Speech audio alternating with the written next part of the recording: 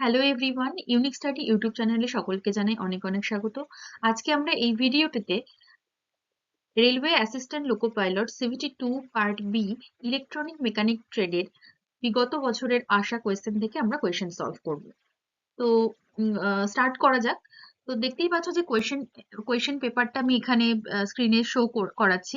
তো কোয়েশ্চেন পেপারটা এটা আমার গত বছরের শিফটের কোয়েশ্চেন যেটা কোয়েশ্চেন পেপার আনসার কি থেকে কালেক্ট করা। তো আনসার কিতে তো স্বভাবতই বুঝতে পারছো যে আমাদের এখানে আনসার গুলো মার্ক করা আছে। তো আমরা কি করব এই ভিডিওটাতে কোয়েশ্চেন্স গুলো প্রত্যেকটা কোয়েশ্চেন ডিসকাস করবো এবং অপশনস গুলো নিয়ে আলোচনা করবো। তো চলো ফার্স্ট কোয়েশ্চেন বলছে সেলফোন কমিউনিকেশন কোন টাইপের কমিউনিকেশন। তো জেনারেলি আমরা কমিউনিকেশন টাইপস অফ কমিউনিকেশন যদি পড়তে চাই, তো টাইপস অফ কমিউনিকেশনে একদম যেটা বেসিক কমিউনিকেশন সেটা হচ্ছে সিমপ্লেক্স কমিউনিকেশন। সিমপ্লেক্স কমিউনিকেশন হচ্ছে ইউনিডাইরেকশনাল কমিউনিকেশন। দেখো আমি ছবিতেও এখানে ডান দিকে রাইট সাইডে ছবিতেও বুঝিয়েছি। সিমপ্লেক্স কমিউনিকেশন হচ্ছে ইউনিডাইরেকশনাল কমিউনিকেশন বা বলতে পারি একমুখী কমিউনিকেশন, যেখানে একটা ডিভাইস ডেটা সেন্ড করে আর আরেকটা ডিভাইস ডেটা রিসিভ করে। যদি আমি এক্সাম্পল বলি, সিপিইউ ডেটা সেন্ড করে আর মনিটর কি করে, ডেটা রিসিভ করে। তো সেটা কিনা হচ্ছে simplex kind of communication. Next আসছি হাফ ডুপ্লেক্স কমিউনিকেশন কি? হাফ ডুপ্লেক্স কমিউনিকেশন যেখানে both the stations can receive and send data. দুটো স্টেশনই দুটো স্টেশনের দুটোই রিসিভও করতে পারে ডেটা, এবার সেন্ডও করতে পারে, কিন্তু অ্যাট এ টাইম নয়, একই টাইমে নয়, একই সময়ে সেন্ড বা রিসিভ একই সময়ে করতে পারে না। যদি আমি এক্সাম্পল বলি হাফ ডুপ্লেক্সের এক্সাম্পল কি, হাফ ডুপ্লেক্সের এক্সাম্পল হচ্ছে ওয়াকি টকি। ওয়াকি টকিতে দেখবে দু প্রান্তে দুজন থাকছে, একজন এক প্রান্তে কথা বলে অপর প্রান্তে সে শুনতে পাচ্ছে, তখন সে কথা বলতে পারছে না। আবার অপর প্রান্তে যখন সে কথা বলছে তখন সাপোজ ধরো এরকম এখানে একজন আছে এখানে একজন আছে যদি বলি, এটা আমি ওয়াকি টকির ক্ষেত্রে বলছি হাফ ডুপ্লেক্স। এই প্রান্তে যখন কেউ কথা বলছে তখন এই প্রান্তে সে শুনতে পাচ্ছে, আবার যখন এই প্রান্তে কেউ কথা বলছে তখন এই প্রান্তে সে শুনতে পাচ্ছে, কিন্তু অ্যাট এ টাইম দুটো কাজ হচ্ছে না, sending receiving at a time হচ্ছে না, সেটা হচ্ছে হাফ ডুপ্লেক্স এর মধ্যে পড়ছে। আর এবারে আসি যেটা আমাদের কোয়েশ্চেন, সেলফোন কমিউনিকেশন, দেখো আনসার দেওয়া আছে full duplex. Full duplex communication কি? ফুল ডুপ্লেক্স কমিউনিকেশনে both the stations can receive and transmit data at the same time, যেটা মোবাইল ফোন কমিউনিকেশন বা সেল ফোন কমিউনিকেশনের ক্ষেত্রে হচ্ছে একই সাথে both the both the receiver and both the receiver and sender can send and receive data. চলো next question, what type of radiation is emitted from a remote control. Remote control থেকে কোন টাইপের radiation হয়?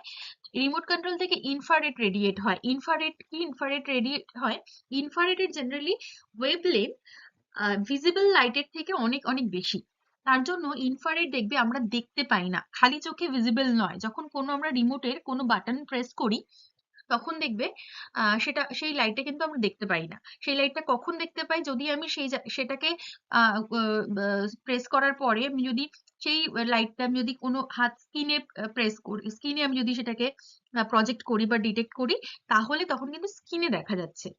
তো খালি চোখে visible নয় infrared. কেন? কেন ইনফ্রারেডের ওয়েভলেন্থ ভিজিবল লাইটের ওয়েভলেন্থ থেকে অনেক বেশি। নেক্সট পরের question, what is the output of an LED driver. LED ড্রাইভারের আউটপুট কি? এলইডি ড্রাইভারের অ্যাপ্লিকেশন ফার্স্ট বলি। প্রথমে বলি এলইডি ড্রাইভার কোন কাজে লাগে, এলইডি ড্রাইভার কোথায় ইউজ করা হয়। জেনারেলি কোনো এলইডি সার্কিটের আগে এলইডি ড্রাইভার ইউজ করা হয়। এলইডি ড্রাইভারের কাজ কি? LED driver higher voltage alternating কারেন্টকে কনভার্ট করে লোয়ার ভোল্টেজ ডাইরেক্ট কারেন্টে। হায়ার ভোল্টেজ এলইডি ড্রাইভারের কাজ হচ্ছে হায়ার ভোল্টেজ এসি কারেন্টকে এসি কারেন্ট और এসি ভোল্টেজকে লোয়ার ভোল্টেজ, এটা কনভার্ট করছে লোয়ার ভোল্টেজ ডিসি কারেন্ট और voltage. Next question number 4। Question number 4 বলছে the BU205 transistor collector is the. BU205 যে ট্রানজিস্টার, সেই ট্রানজিস্টারের ব্যাপারে একটুখানি আগে প্রথমে বলি। দেখো আমি ছবি রাইট সাইডে একটা ছবি দিয়েছি, যেখানে সি হচ্ছে কালেক্টর, ই অ্যান্ড বি, ই হচ্ছে এমিটার আর বি হচ্ছে বেস অফ দ্য ট্রানজিস্টার। তো BU transistor, BU205, BU205 transistor, এটা একটা ইউনিক ডিজাইন বলতে পারি। তো যেখানে কালেক্টর হচ্ছে যে বডি অফ দ্য ট্রানজিস্টার, এই ট্রানজিস্টারের বডিটা হচ্ছে কালেক্টর, আর দুটো যে পিন, এই দুটো পিন ডিনোট করছে একটা এমিটার একটা বেস। তো বলতে পারি body of the transistor. Next question, gamma is the ratio of. Gamma is the ratio of. তো জেনারেলি আমরা ট্রানজিস্টারের ক্ষেত্রে অনেক রকমের গেন পাই, আলফা, বিটা, গামা। জেনারেলি এই তিন ধরনের গেন নিয়ে আমরা চর্চা করি। তো গামা হচ্ছে কমন কালেক্টর কনফিগারেশনে, ট্রানজিস্টারের কমন কালেক্টর কনফিগারেশনে কারেন্ট গেনটাকে আমরা গামা দিয়ে ডিনোট করি। গামা হচ্ছে ratio of emitter current to the base current, to the base current. Gamma is the ratio of emitter current to the base current। কোন কনফিগারেশনে? কমন কালেক্টর সিসি কনফিগারেশনে current গেনটাকে আমরা গামা দিয়ে denote করি। Next, Windows 10 is a or an. সকলেই জানি যে উইন্ডোজ 10 হচ্ছে অপারেটিং সিস্টেম। তো Windows 10 generally multitasking operating system, যেটা কিনা প্রসেস করে, that process task over time. এটা মাল্টিটাস্কিং ওয়েস একটা বলতে পারি। আর Windows 10 released by Microsoft in 2015, 2015-তে রিলিজ বাই মাইক্রোসফট। তারপরের question, a capacitor function. Capacitor function, ক্যাপাসিটরের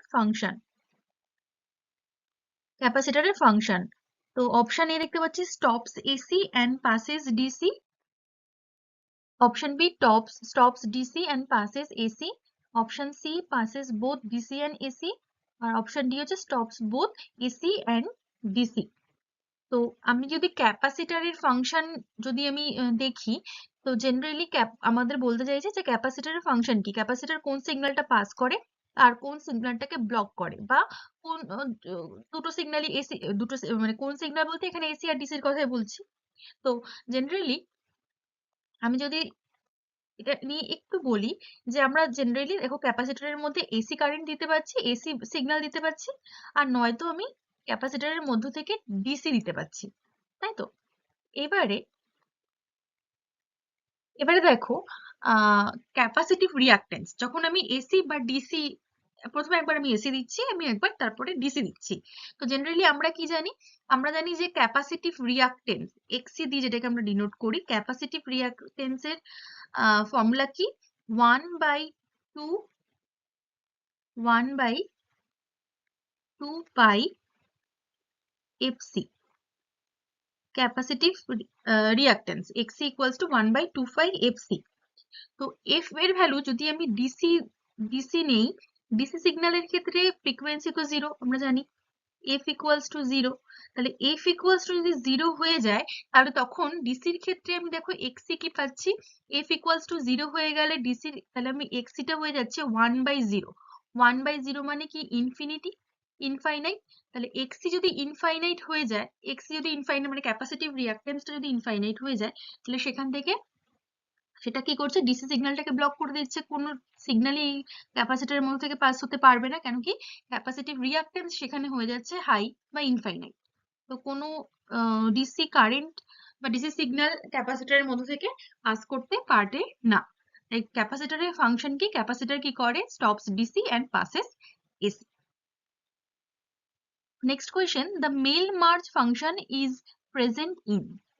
মেল মার্জ ফাংশন কি? Mail merge function present in Microsoft Word. এটা হচ্ছে মাইক্রোসফট ওয়ার্ডের একটা ফিচার, মেল মার্জ ফাংশন, যেটা কিনা বাল্ক মেল সেন্ড করতে বা মেলের যে লেভেলস, ডিফারেন্ট যে লেভেলস গুলো হয়, তো সেগুলো ক্রিয়েট করতে কাজে দেয় মেল মার্জ ফাংশন। এটা মাইক্রোসফট ওয়ার্ডের একটা feature. Next question, hybrid parameter calculations are used in. তো generally hybrid parameter calculation two port linear নেটওয়ার্কে ইউজ করা হয়। দেখো বাদবাকি যে অপশনস গুলো আছে, push pull, class A amplifier আর ডার্লিংটন পেয়ার, এই তিনটে অপশনে আমি কিন্তু এই তিনটেতে হাইব্রিড প্যারামিটার ক্যালকুলেশন করা সম্ভব নয়। হাইব্রিড প্যারামিটার বা এইচ প্যারামিটার যেটাকে বলি, সেটা হচ্ছে ইনপুট আউটপুটের উপর ডিপেন্ড করে টু পোর্ট নেটওয়ার্ক, একটা হচ্ছে আমরা ক্যালকুলেট করি V1 এইচ ইকুয়েশন আমরা তৈরি করি হাইব্রিড প্যারামিটারে, একটা হচ্ছে আমরা টু পোর্ট নেটওয়ার্কের ক্ষেত্রে তো আমরা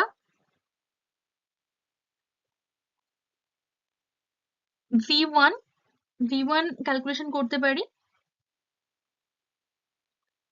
V1 V2 and I1 I2 calculate করতে পারি two port network. Hybrid parameter calculations are used in two port linear network. তারপরে question, in the dash storage oscilloscope signals can be stored.